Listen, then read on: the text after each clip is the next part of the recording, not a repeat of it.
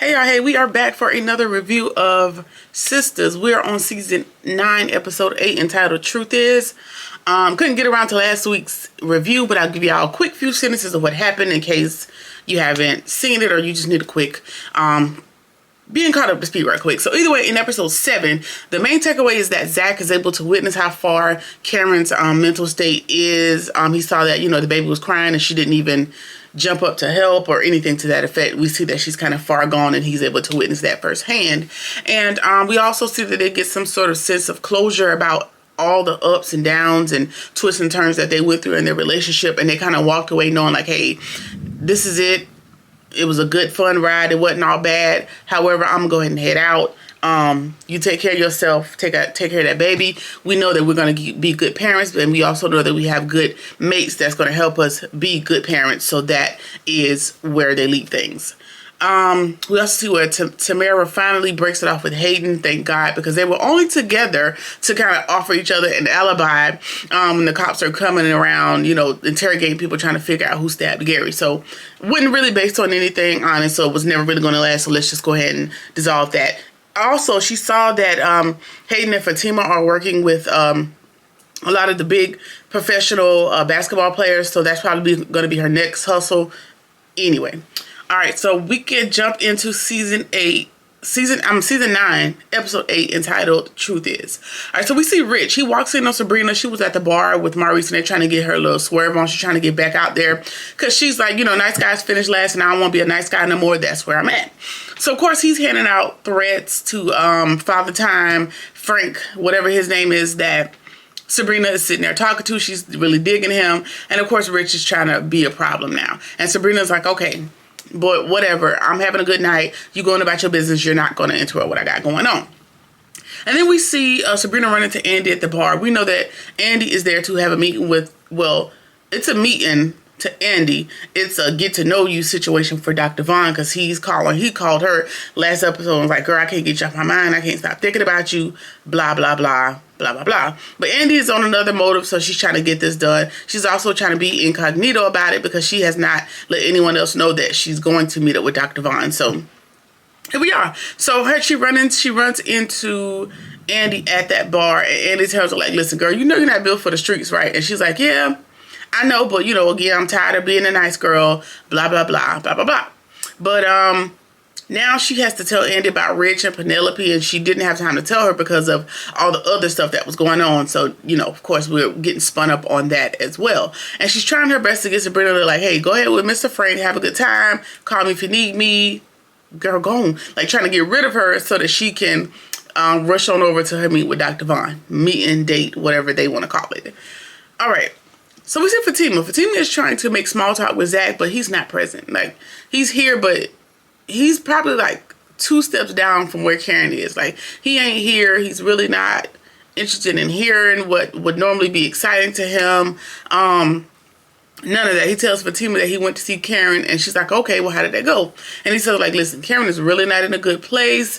It's almost like she's a zombie walking around there or something. She's not interacting with the baby. I don't feel good about it, but I'm really exhausted about talking about that situation. Let's just move on. So she's like, okay, cool. Like, I know a couple things that'll pick you up. Like, she made him tacos and try to give him a back rub and, try to give him some. Like, none of it was moving him. He's just really in this sullen place, and he's not very responsive. And he's not responsive until the Miss Heaven shows up, but we'll talk about her later on in the episode. And back at the bar, we see where Maurice, he spots Andy on her date, so to speak, and he snaps a picture to send to Sabrina. So now, of course, that's going to get out that she's in cahoots with Dr. Vaughn or whatever. Okay. Danny gets home. If y'all hear like thunder, it's about to rain, but I gotta get this video done. Please ignore it. Danny gets home and Tony is laid up on the couch in a robe and he's watching TV and life is grand. Remember, he quit his job for her, or, not at her pressing him to do so, but it was one of his options.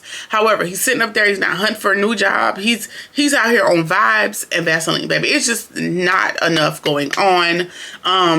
And he's like, listen, I could be a mentor. I could be a woodworking man. I could build you a table, some furniture. She's like, sir, you don't even own a hammer. What are we talking about? Like, he's throwing out a million dreams with no actual plan to get any of it done at this moment. And it's going to be a problem because, sir, the bills are still going to be due while you're out here on vibes and all that other crap you got going on.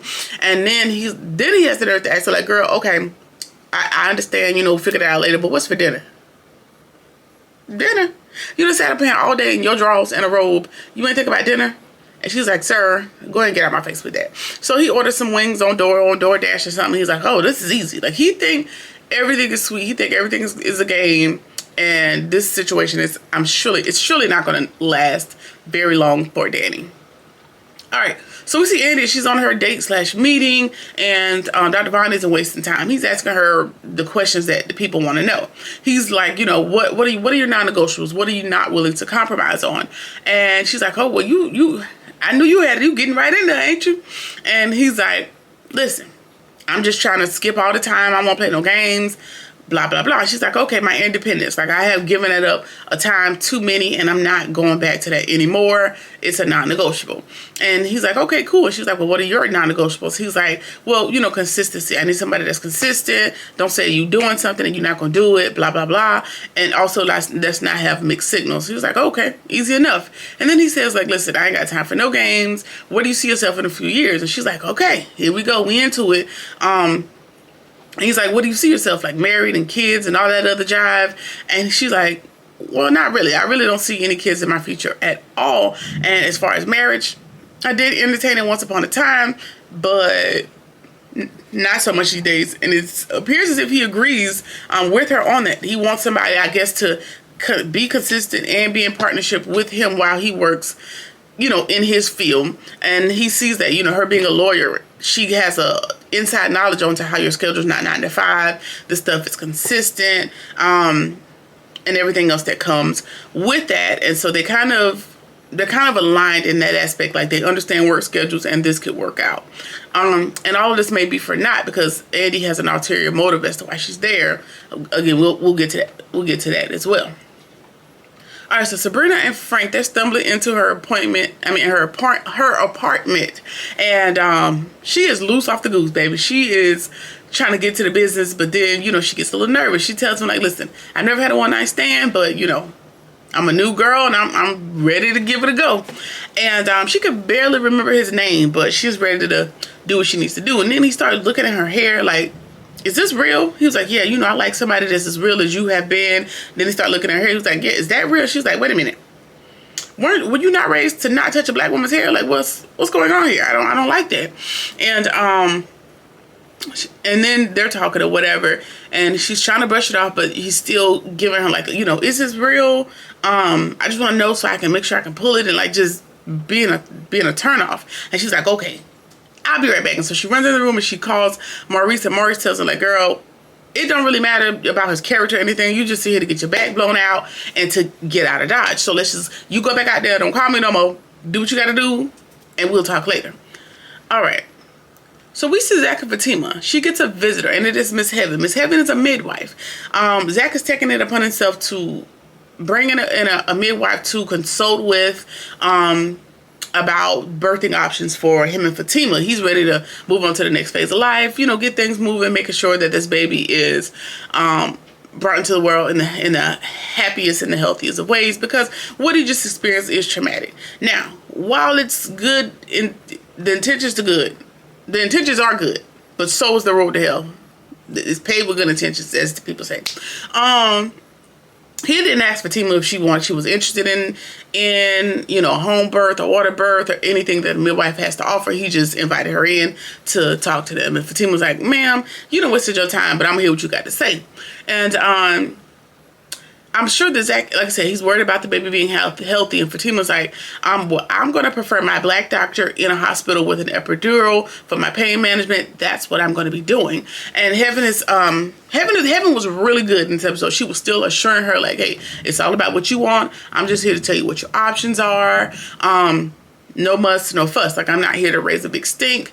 Zach invited me. I know it's taking you aback, but let's just, talk it out a little bit. So we're going to talk about that. We're going to talk about her birthing plan and how that ends up. All right. So Erin's talking to Karen about how she disregards the baby because she calls her the baby. Like, she woke up earlier in that night. She rushed him like, hey, the baby's crying. Like, take her to the living room. I'm trying to get some rest. Like, I can't be bothered with that. And he's like, listen, I understand what you got going on, but it's starting to annoy me. Like, you just talking about the baby like she's an object, playing her to the left, and, we got to work on coming up out of this thing. And she admits that she is afraid and she doesn't want to make any more mistakes, which gives the insight into her thinking like her losing forever the other baby was at her own doing or at some mistake that she made, which he also does a very good job of assuring her. Like, he assures her that, what happened is not her fault. It's not your fault, but we gotta, figure out how to navigate this new normal in a way that's gonna be healthy for me, you, and the baby. So all is well. All right, so we see Andy and the doctor, and they're playing Two Truths and a Lie, and whatever, I don't remember the other two, but what we learned is one of his truths is that he has never dated a black woman, and Andy's taken it back as I would have been, because don't let me be your first, and don't let me be your first, and don't let me be your token. I don't know about that. Anyway, he says that, medical school wasn't very diverse, and he hadn't been socialized with them a lot. And he admits like, maybe I haven't looked hard enough to find one, but it's kind of hard to, get them to understand like I'm doing my job, I'm not sleeping with the nurses, like all of these excuses that he's given for not dating a black woman.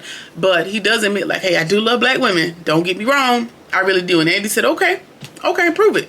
You love black women? Prove it by helping me build my case against whoever the other doctor was, can't remember his name right now, Dr. Cruz. And he's like, wait a minute, did you only bring me here to get insight from me to build your case against Dr. Cruz? And she's like, well, yeah, that's why I'm here. So that's what we're going to talk about. You know how the scenes jump back and forth. We jump back over to Sabrina and we see Mr. Frank. Mr. Frank cannot get his rocket to launch for nothing. He is sitting there looking and he's like, girl, you can, you're trying to give me some oil compilation. What you trying to do? And she's like, sir, absolutely not. Do what you got to do to get the engine going, but I'm not going to be able to participate in that.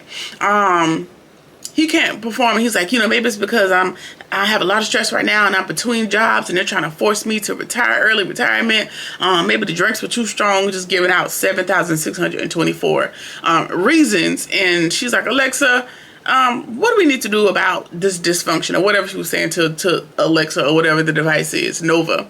And it's funny that the device's name is Nova because I think her real name is Nova. So that was pretty cute. And child, Mr. Frank is upset and annoyed and he storms up out of there. He doesn't go home because we learned in the previews for the next episode, he on the couch, sleep and drooling all over this lady couch like he lived there. But either way, we don't get to the mission that night, and now we have to be bothered with Mr. Frank into the next episode. All right, so we jump back over and Heaven reminds them that, hey, if anything does go wrong, if anything gets too far out of our control, that we will go to a hospital for emergency intervention. And then Zach is like, totally against it. He's like, no, we're not doing it. Like we're not doing anything related to a hospital, especially after everything that they had just went through. And she reminds him like, I'm the one carrying this child. If I feel like I need to be in the hospital or whatever I feel is necessary, that's what I'm going to do. So everybody just calm down. And she, after Heaven has left, and she's like, I'm the one carrying this child. I know that it's your child as well, and you have an input, but it's my body, and I'm going to make the best decision that I deem necessary for my body. And I don't think that she's wrong at all, but she does get, she gets at her wits end with him. She tells him, like, listen, you're going to have to respect my decision on this one. And it's just it's just what it is. And he's like, okay, cool. We'll talk about it later. And she's like, no, hell, we ain't. I said what I said. So I don't know. But I know that this is because of everything that he just went through, and he wants to make sure he doesn't really have a trust for the medical system. He wants this to go off. He doesn't want to lose another child. I understand the trauma. Also, this new baby is coming at a horrible time, because he still hasn't gotten over the emotion. And this is very new. Like, it's been days, if I'm tracking in the TV world, days since he lost that other baby. So it's only right that you're still processing those emotions, and now you got to navigate like keeping Fatima together and everything else. So yeah. All right, so Andy wants to know more about Dr. Cruz, but Dr. Vaughn is kind of mad because he's like, I thought we were getting to know each other personally, and here we go talk about some professional stuff. And she's like, okay, so about Dr. Cruz. And he's like, listen, I helped Karen to the best of my ability, but that also put me under a microscope. Like, I have a meeting with the board next week to explain why I basically undercut Dr. Cruz. Like, I'm already on the hot seat. And it ain't really as much about my career losing my job as it is of knowing that I have to go up against this machine that, you know, that is a medical hospital. And Dr. Cruz is locked in with, I'm sure, people on the board and everything else that comes with his white privilege. So I don't know if I'm gonna be able to help you, girl. And she admits, like, I understand, but I'm not letting up on this one. Whatever you do is what you do. So is you on board? Yeah, Nate. So I guess we'll figure out next week if he is on board. All right. So we see Fatima, and she needs to talk to somebody. Of course, she can't express how she feels to anybody else. Nobody else is really going to understand, because I think sometimes people think if you are not a direct party, if you're not directly affected, that you're not affected, which is far from true.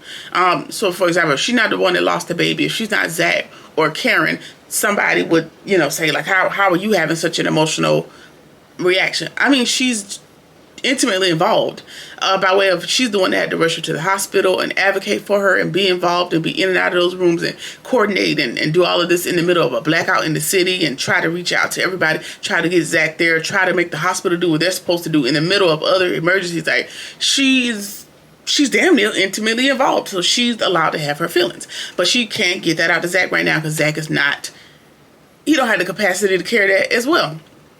Either way, she's like, Danny, you know, I know you don't really repeat what I say to you, and I really need to talk to somebody.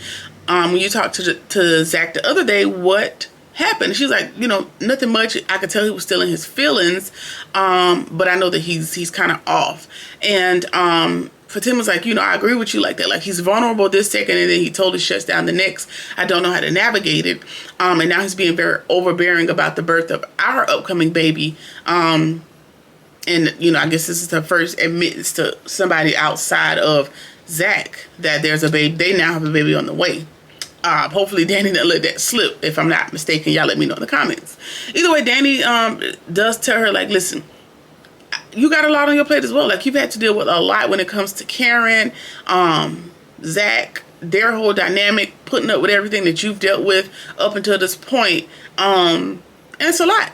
And I would like, Danny's telling her, like, I would like to know if anybody has checked on you. And she's like, girl, I'm just kind of trying to suppress the emotions to get, you know, going through to get through, basically the black girl mantra.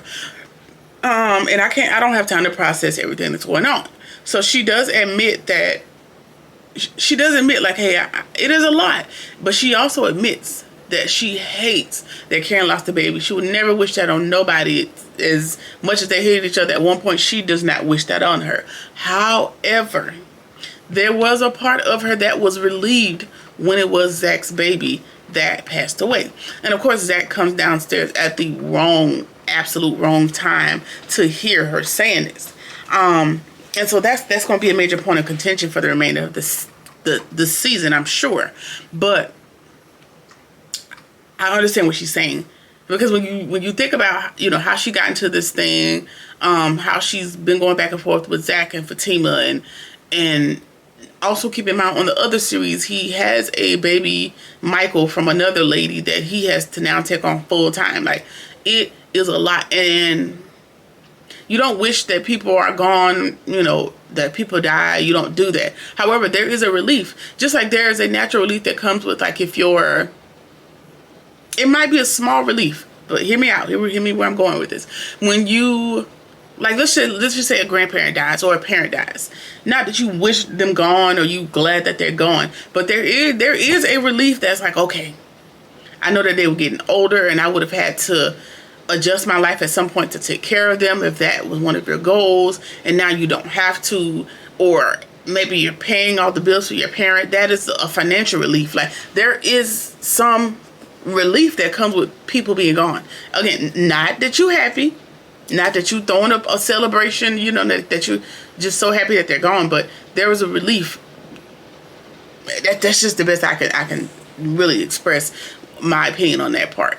And I understand what she's saying. It's not a wish, but it is also a relief. Also knowing like, hey, they kind of don't really have to deal with Karen. Like Karen is in a vulnerable state now, but when she is good, she come with a little bit of drama. So I understand the sentiment. That's all I got to say about it. Either way, that is how the episode ends, and we'll pick back up next week. Let me know what y'all think about the episode in the comments. Let's talk there. Either way, like, comment, share, subscribe, or whatever it is you feel like doing, and I'll see you in the next one. Peace.